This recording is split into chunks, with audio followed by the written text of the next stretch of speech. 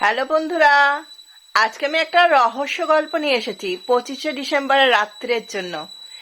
এক ইংরেজ লেখকের গল্প বাংলায় আমি ব্যাখ্যা করে গল্পটা বলছি বাংলা ভার্সনে।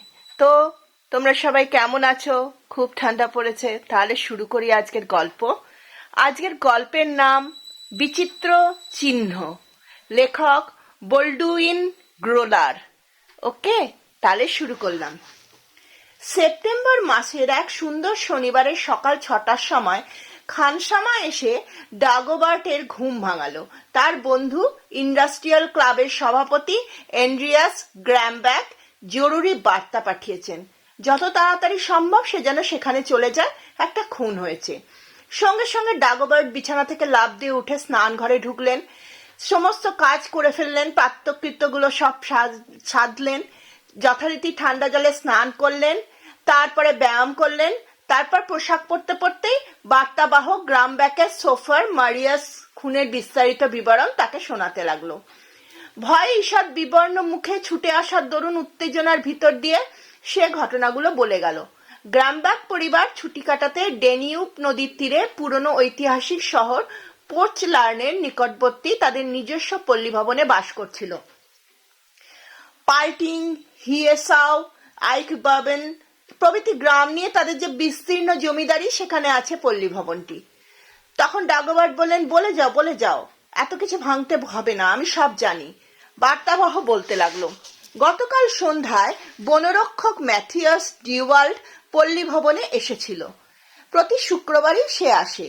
পাখিরক্ষক ও কাঠুরেদের মজুরির টাকাটা নিয়ে কাছারি বাড়িতে জমা দেয় শনিবারে, যাতে টাকাটা যথারীতি বন্টন করা হয়। কিন্তু ডিওয়াল্ড আজও কাছারিতে ফেরেনি। 11টা পর্যন্ত তার জন্য অপেক্ষা করে প্রধান শিকার রক্ষক দুজন সহকারীকে সঙ্গে নিয়ে তার খোঁজে বেরিয়ে পড়ে। সকাল 3টের সময় বনের প্রান্তে তার মৃতদেহটা পাওয়া গেছে, কিন্তু টাকাটা লুট হয়ে গেছে। প্রধান শিকার রক্ষক তখন পল্লী ভবনে ছুটে আসে এবং মনিরকে সব কথা জানায়। ডাগোবার্ট প্রশ্ন করলেন, ফ্রাউ গ্রামব্যাক কি সব কথা শুনেছেন? তখন ম্যাথিয়াস বলল, হ্যাঁ, তিনিও সঙ্গে সঙ্গেই উঠে পড়েন, আর তিনি হের ডাগোবার্টকে লোক পাঠিয়ে ডেকে আনার কথা গ্রামব্যাককে বলেন। খুনটা কিভাবে হয়েছে তা অবশ্য আমি জানি না, কিন্তু আমার বিশ্বাস ডাগোবার্ট তাকে থামিয়ে দিলেন। আর কিছু তিনি শুনতে চাইলেন না। কোনো তদন্ত শুরু করার আগে বাসি সংবাদ তিনি শোনেন না, এটা তার অনেক দিনের রীতি। সোফারকে জিজ্ঞাসা করলেন, তুমি কখন সেখান থেকে যাত্রা করেছিলে? ঠিক 4টের সময় হের ডাগোবার্ট, আর এখানে পৌঁছেছি কাটায় কাটায় 6টার সময়। দূরত্ব কতটা? 96 কিলোমিটার। 2 ঘন্টায়? খুব খারাপ নয়, কিন্তু আমাদের সেখানে ফিরতে হবে আরো তাড়াতাড়ি। কিন্তু হেরো ডাগোবার্ট, আমি বলছি আরো তাড়াতাড়ি। একটা 60 অশ্বশক্তির মার্সিডিজের কাছে সেটা খুব অধিক প্রত্যাশা নয়। আমি সঙ্গে একটা স্টপ ওয়াচ নেব আর তোমাকে সময়টা বলে দেবো। শোনো মারিয়াস, পল্লী ভবনে ফিরে যেতে তোমার 2 ঘন্টার চাইতে যত কম সময় লাগবে, তার প্রতি মিনিটের জন্য আমি তোমাকে 2 ক্রোনেন করে দেবো। একমাত্র এইসব ক্ষেত্রেই সময়টা টাকার মতোই দামি হয়। নিজের দিকটা ভেবে মারিয়াস প্রস্তাবটা মেনে নিল। 1 ঘন্টা 32 মিনিটে তারা পোল্টিং দুর্গপ্রাসাদে পৌঁছে গেল। মারিয়াস খোলাখুলি খুশি হয়েই তার প্রাপ্য পুরস্কার 56 ক্রোনের হাত পেতে নিল। ফ্রাউ গ্রামব্যাক বারান্দাতেই অপেক্ষা করছিলেন। বড় গাড়িটাতে ডাগোবার্টের সমুন্নত মাথাটা দেখেই তিনি প্রশস্ত সিঁড়ি বেয়ে নিচে নেমে এলেন এবং পুরনো বন্ধুকে একটু বেশি সমাদরেই অভ্যর্থনা করলেন। এই ভয়ঙ্কর ঘটনায় তার মুখটা বিবর্ণ হয়ে গেছে। তিনি খুবই বিচলিত হয়ে পড়েছেন। ডাগোবার্ট এসে পড়ায় তিনি কিছুটা স্বস্তি বোধ করলেন। মহিলাই প্রথম কথা বললেন, আপনার জন্য প্রাতরাশ নিয়ে অপেক্ষা করেছিলাম, কিন্তু মাত্র 20 মিনিটের মধ্যেই আমাদের খাওয়া শেষ করতে হবে। 8:30টার সময় বিচার বিভাগীয় কমিশন এখানে এসেই তদন্তের কাজ শুরু করবেন। আমার স্বামী কমিশনকে এখানে আনতে গেছেন। ডাগোবার্ট প্রাতরাশটা বেশ তৃপ্তি করেই খেলেন। বাড়ি ছেড়ে আসার আগে এসব ছোটখাটো কাজে তিনি সময় নষ্ট করেননি। বাড়ির মালিকের নেতৃত্বে কমিশন যথাসময় এসে হাজির হলো। প্রয়োজনীয় পরিচয় পর্বটা গ্রামবাসী সেরে দিলেন। তারপরে কমিশনের কাজ শুরু হলো। জেলার অ্যাটর্নির প্রতিনিধি কোনো পদস্থ সরকারি লোক নয়, তিনি স্থানীয় ক্ষৌরকার। এই অনেক ব্যাপারে প্রক্সি দেন মাত্র এবং বিচার বিভাগীয় তদন্তের কাজে শুরু করার প্রস্তাব উত্থাপন করলেন। যে খুনের তদন্ত করা হবে গুরুত্বের বিচারে সেটা জেলা আদালতের আওতার মধ্যে পড়ে না, সেটাকে তুলতে হবে সার্কিট আদালতের সামনে। জেলার অ্যাটর্নি এবং তদন্তকারী ম্যাজিস্ট্রেট আসবেন পরের দিন। আজ যারা হাজির হয়েছেন তাদের কাজ হচ্ছে খুনের একটা যথাসম্ভব সঠিক প্রতিবেদন প্রস্তুত করা। সবার প্রাথমিক কার্যক্রম অল্প সময় শেষ হয়ে গেল। অপরাধের ঘটনাস্থলটি যাতে একসঙ্গে দেখা যায় সেই জন্য কমিশন পল্লী ভবনে একত্র হয়েছিল। খুনের অকুস্থলে তদন্তের প্রাথমিক কাজ শেষ করে তারা বিস্তারিত বিবরণ প্রাপ্ত তথ্যাদির ভিত্তি দিয়ে তৈরি করা হবে। তারপর গ্রাম ব্যাংক কমিশনের সদস্যদের আগেই জানিয়েছিলেন যে তদন্তের দায়িত্ব নেবার জন্য একজন বিখ্যাত গোয়েন্দাকে আনা হয়েছে। সদস্যরাও সাগ্রহে শুনতে চাইলেন তার প্রাথমিক ব্যবস্থা দিয়ে ডাগোবার সমর্থন করছেন কিনা। ডাগোবার্ট বললেন এখনো পর্যন্ত সব ঠিক আছে, কিন্তু আমাদের যত তাড়াতাড়ি সম্ভব ঘটনাস্থলে যেতে হবে। তো ভবনের যে প্রান্তে ডিওয়ার্ডকে খুন করা হয়েছে সেটা পল্লীভবন থেকে 15 মিনিটের হাঁটা পথ। গ্রামবাগ জানতে চাইলেন তারা গাড়িতে যাবেন না হেঁটে যাবেন। গাড়ি তৈরি ছিল, কিন্তু কেউ কেউ বললেন হেঁটে গেলে সূত্র পাওয়া যেতে পারে পথের মধ্যে, কিন্তু ডাগোবার্ট বললেন গাড়িতেই যাওয়া হবে। মৃতদেহের কাজটা সম্পূর্ণ করলে তারপরে তদন্তের কাজ শুরু হবে। কমিশন দুটো গাড়িতে চেপে চলে গেল। ফ্রাউ গামব্যাক ও ডাগোবার্ট মোটর গাড়িতে চাপলেন, সেটা চালাচ্ছিল মারিয়াস, আর গোটা মিছিলের পেছন পেছন গাড়িটা চলছিল। মাত্র 2 মিনিট চলার পরেই ফ্রাউ গ্রামব্যাক গাড়িটা থামিয়ে নেমে পড়লেন এবং পথের ধারে বসে থাকা একটা ভিখারির টুপির মধ্যে কয়েকটা মুদ্রা ফেলে দিলেন। তিনি গাড়িতে ফিরে এলে ডাগোবার্ট আপত্তি জানিয়ে বললেন, আপনি তো গাড়ি থেকে না নেমে মুদ্রা কটি ছুঁড়ে দিতেও পারতেন। না ডাগোবার্ট, ওর দিকে তাকিয়ে দেখুন, মুদ্রা কটা যদি টুপির মধ্যে না পড়তো তাহলে ও কি করতো? ও তো নড়াচড়াই করতে পারে না। ডাগোবার্ট তাকিয়ে দেখলেন পঙ্গু লোকটির শরীরটা রাক্ষসের মতো, মাথাটা কুৎসিত আর অস্বাভাবিক রকমের বড়। হাইড্রোসেফালি রোগের সবগুলো লক্ষণ সুপ্রকট। কাঁধ দুটো বলিষ্ঠ, দুটো হাত অস্বাভাবিক লম্বা ও বলিষ্ঠ, কিন্তু শরীরের নিম্নাংশ ভয়ঙ্কর রকমের দুর্বল ও বৃদ্ধিহীন। পা দুটো 4 বছরের শিশুর মতো, অদ্ভুত রকমের বাঁকানো ও শক্তিহীন। সে যে কি করে চলাফেরা করে সেটা কল্পনা করাও কঠিন। ফাউ গ্রামব্যাক গাড়িতে নিজের আসনে বসার পর ডাগোবার্ট হুকুম দিলেন, গাড়ি চালাও মারিয়াস, আমাদের প্রথমে পৌঁছতে হবে। কিছুক্ষণ পরে তারা অন্য সকলকে ধরে ফেললেন। ফ্রাউ গ্রামব্যাক পঙ্গু লোকটার কথায় ফিরে গেলেন। বললেন, আমাদের জেলার এই একমাত্র ভিখারি। আমরা যে কোনো প্রতিষ্ঠানে রেখে দিতে পারতাম যে তাকে ভিক্ষে করতে হতো না, কিন্তু আমার মনে হয় সে এখানে থাকলে অন্তত চারিদিকে জগৎটাকে তো দেখতে পারে। যেহেতু সে চলতে পারে না, একটা ঘরের মধ্যে তালাবন্ধ করে রাখা এটা হৃদয়হীনের কাজ হবে। এখন তো রাস্তার ধারে এসে বসলেই প্রতিটি পথিক তাকে কিছু না কিছু দেয়। পরিপাটি রাস্তাটি বনের প্রান্তে পৌঁছে গেছে। বনরক্ষকরা মৃতদেহটা পাহারা দিচ্ছে। এই দৃশ্যটি চোখে পড়তেই ডাগোবার্ট গাড়িটা থামিয়ে দিলেন। আপনি গাড়িতেই থাকুন, একটা মৃত মানুষকে দেখা আপনার সহ্য হবে না বলে ডাগোবার্ট নেমে গেলেন। বনরক্ষক দুজন তাদের কর্তব্য পালন করছে। সহজেই বোঝা যায় যে তারা কোনো অনধিকারী খুন হওয়া লোকটার কাছে যেতে পারেনি। অনেকগুলো চাষি ভয়ে স্তব্ধ হয়ে জায়গাটাকে ঘিরে দাঁড়িয়েছে। তো ডাগোবার্ট দেহটা স্পষ্ট করলেন, চারিদিকে তাকাতে লাগলেন যাতে কোনো সূত্র পাওয়া যায় কিনা, যেখান থেকে তদন্তটা শুরু করা যেতে পারে।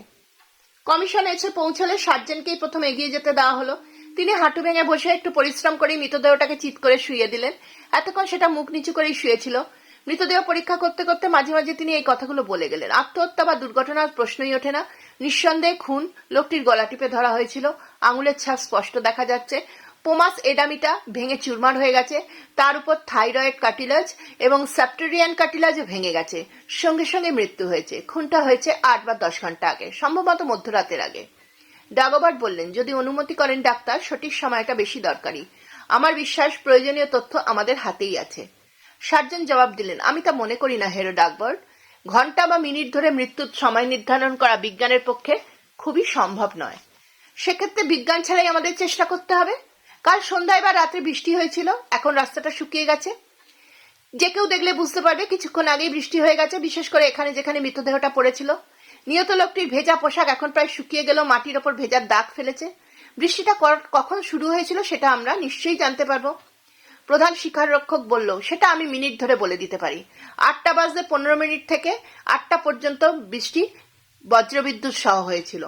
ডাগোবার্ট বললেন, তাহলেই তো কাজ শুরু করার মতো একটা কিছু আমরা পেয়ে গেলাম। আমি বলছি খুনটা করা হয়েছিল বৃষ্টি পড়ার আগেই। আপনারা ভেবে দেখুন, মৃতদেহের নিচেকার মাটি ধুলোময়, অথচ রাস্তাটা শুকনো হলেও ধুলোয় ভর্তি নয়।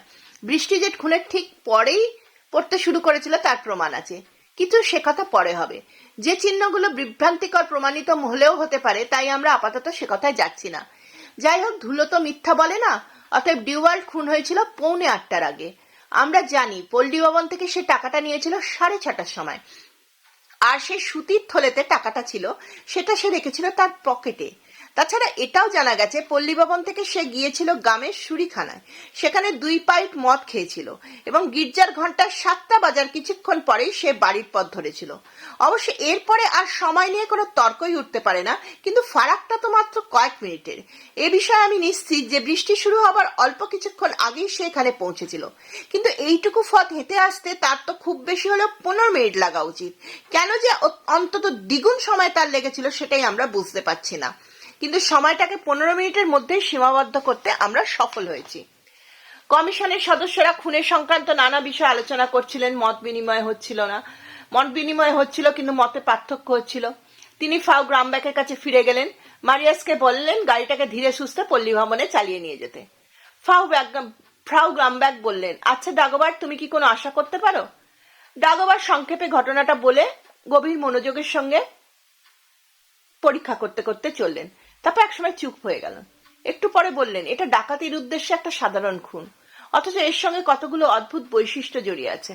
সূত্রগুলো আপাতত দুর্বোধ্যভাবে পরস্পর বিরোধী। যে কেউ বিশ্বাস করবে খুনি এই অঞ্চলেরই বাসিন্দা, স্থানীয় ব্যাপারগুলির সঙ্গে খুবই পরিচিত। বনরক্ষক মনিবের বাড়ি থেকে মোটা টাকা সঙ্গে নিয়ে যাচ্ছে, এ বিষয়ে স্থির নিশ্চিত না হলে একটা গরিব বনরক্ষককে কেউ আক্রমণ করে না। মাত্র 450 ক্রোনেনের জন্য? চোখের জলে ভেসে ফাউ গ্রামব্যাক বললেন। তার মতো একজন বিশ্বাসী প্রভুভক্ত ভৃত্যের জীবনের পরিবর্তে যদি এই টাকার 10 গুণ বা 100 গুণ টাকাও যেত, তাতেও দুঃখ ছিল না। ডিওয়ার্ড যে প্রতি শুক্রবারই পল্লী ভবন থেকে টাকা আনতে যায় সেটা একমাত্র স্থানীয় লোকই জানতে পারে, অথচ একজন অপরিচিত লোকের কথাই মনে আসে না। বলতো ফ্রাউ গ্রামব্যাক, গত কয়েকদিনের মধ্যে এমন কোন সার্কাসের দল কি গ্রামে এসেছে যারা শারীরিক কসরত দিগবাজির খেলা দেখায়? আসেনি তো। অথবা কোনো বেদের দল? তাও না। কাছাকাছি কোথাও কোনো মেলা বসেছিল? কয়েক মাইলের মধ্যে কোনো মেলা বসেনি। খুবই আশ্চর্য। আর আমার কাছে একেবারেই নতুন, আমি শপথ করে বলতে পারি যে খুনি একজন বাজিগর। এত রকম মানুষ থাকতে বাজিগর কেন? অথবা তোমাদের গ্রামে কি এমন লোক আছে যে বাজিগরের খেলা দেখায়? তাও নেই ডাগোবার। এত মানুষকে পাগল করার মতো কথা। আমি প্রমাণ করতে পারি ডিওয়ালকে যে খুন করেছে সে একটা স্থানীয় লোক, এবং একইভাবে প্রমাণ করতে পারি সে স্থানীয় লোক হতে পারে না। এতক্ষণে তারা সেই জায়গাটায় পৌঁছেছেন, সেখানে পঙ্গু লোকটি বসা ছিল। হঠাৎ ডাগোবাট এক টিপেই 2টো মুদ্রা তার দিকে ছুড়ে দিলেন। মুদ্রা দুটো 2 দিকে উড়ে গেল, কোনোটাই প্রসারিত টুপির মধ্যে পড়ল না। দুটোই পড়ল রাস্তার উপরে ভিখারিটার কাছ থেকে কয়েক গজ দূরে। ডাগোবাট গাড়ি থেকে নামলেন, কিন্তু মুদ্রা দুটো তুলে দিতে ভিখারিকে সাহায্য করলেন না, বরং নিষ্ঠুর উদাসীনের সঙ্গে দেখতে লাগলেন পঙ্গু লোকটি কেমন করে 2 হাতে ভর দিয়ে মুদ্রা দুটো তুলে নিল। তারপর গাড়িতে চেপে তিনি এগিয়ে গেলেন এবং কমিশনের সঙ্গে সঙ্গে তিনি পল্লী ভবনে পৌঁছে গেলেন। তাহলে এই পর্যন্ত আমি গল্পটা বলছি, আর এটা আমি বলবো বুধবার দিন, আবার 25শে ডিসেম্বর লাস্টে। তোমরা হিসাব করে দেখো তো, তোমরা কি বুঝতে পারছো কে খুনটা করতে পারে? তাহলে আমি আজকে আসি। তোমরা পরের দিনে গল্পটা দেখার জন্য, শোনার জন্য শেষটা এটা অবশ্যই মন দিয়ে শোনো, ওকে? আর কমেন্ট করতে ভুলো না কে খুনি। তাহলে আমি আসি।